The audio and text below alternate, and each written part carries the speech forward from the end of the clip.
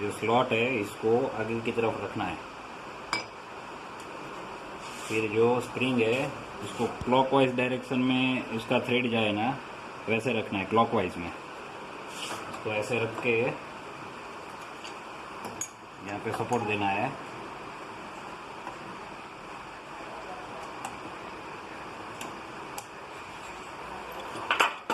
उसके बाद उसको अंदर नोक देना है यहाँ से धीरे धीरे।